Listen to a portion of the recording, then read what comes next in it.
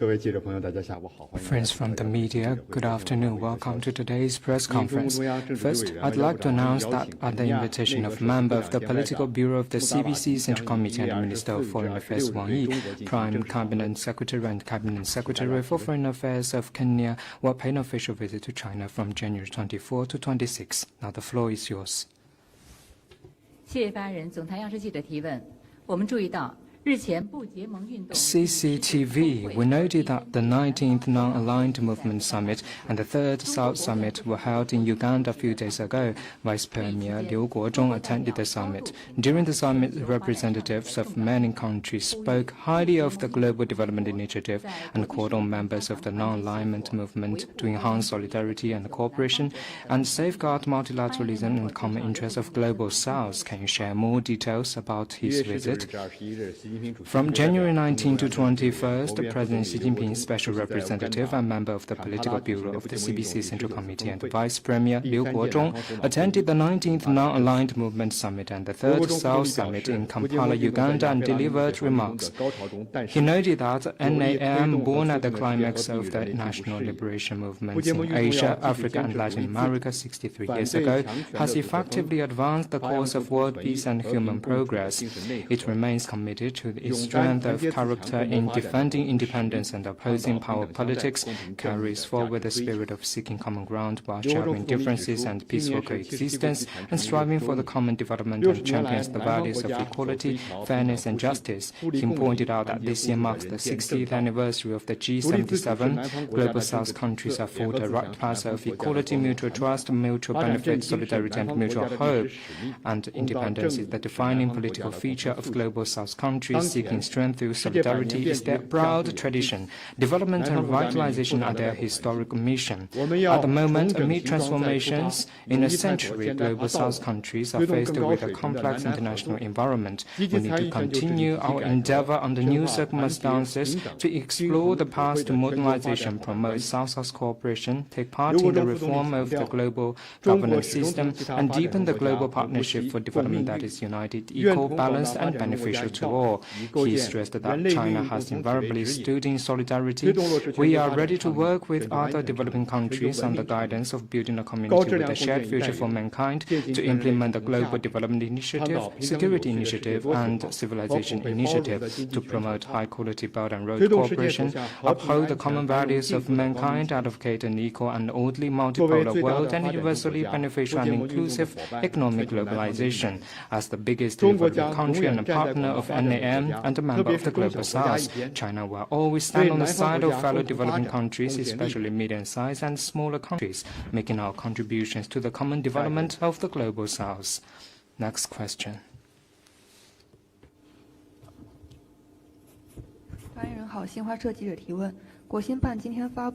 Xinhua News Agency. Today, China State Council Information Office released a white paper titled China's Legal Framework and Measures for Counterterrorism. Can you share more information? As a victim of terrorism, China has long faced its real threat. Over the years, China has taken stock of the underlying dynamics, characteristics and practice of its counterterrorism efforts. Drawing on useful foreign experience, it has found a path of law-based counterterrorism that conforms to its realities, which has jointly safeguarded national and public security, protect people's lives, and contributed to global, regional security and stability. The white paper you mentioned gives a comprehensive and systematic elaboration on China's legal framework and measures for counterterrorism, including the criteria and punishment for illegal and criminal terrorist activities and the legal provision systems and principles. This reflects the value and basic principles of both effectively preventing and punishing terrorist activities and earnestly respecting and protecting human rights, aligning China's spirits of rule of law with international counterterrorism principles.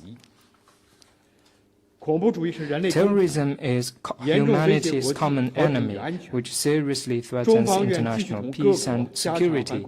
China stands ready to strengthen cooperation on counterterrorism with all countries, work together to combat all forms of terrorism, actively participate in the global governance on counterterrorism, carry out extensive mutual learning, exchanges and cooperation on the basis of equality and respect, so as to promote the healthy development of global counterterrorism and safeguard international and regional peace and stability.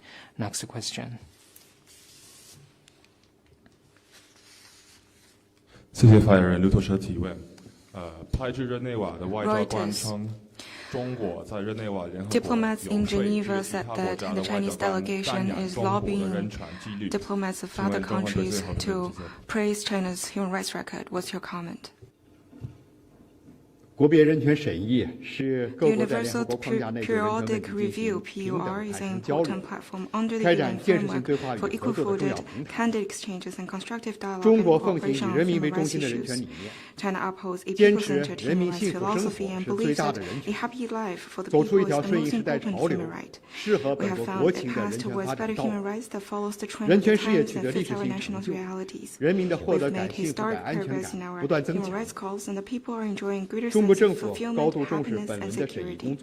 The Chinese government attaches high importance to this round of UPR and will participate in the review with an open and candid attitude and communicate with all sides for mutual learning and joint progress. We hope that all parties in their participation of the review will follow the UPR's mechanism's principle of being constructive and non-politicized. I want to stress that China always do its work in participating in the UPR according to UN procedures.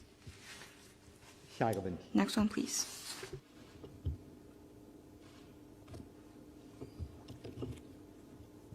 你好，韩国新听说提问。英国向联合国 News One Korea. The UK has provided satellite photos of DPRK's cargo bound for Russia to a UN panel of experts in an attempt to launch an formal investigation into arms deals in breach of international sanctions. The images shows that 3 Russian ships loading containers at the DPRK port before heading to a port in Russia's Far East. How does China comment on this? And the ROK side announced today that the giant panda Fubao will return to China in April. What's China's comment? On your first question, I'm not aware of your situation. On your second question, since its birth, Fubao was well received and very popular among South Korea, and it has played a great role for China-South Korea friendship. Now, it will be 4 years old according to the agreement and custom practices. China will welcome her back. Wherever she is, she will be taken good care of. Next question, please. Are there any questions? 谢谢发言人。总台 CGTN 记者提问。昨天伊朗和巴基斯坦外交部 CGTN, yesterday Iranian and Pakistani foreign ministries said in a joint statement that ambassadors from both countries will return to their posts by January the 26th, and that Iranian foreign minister will visit Pakistan upon invitation on January the 29th. What's China's comment?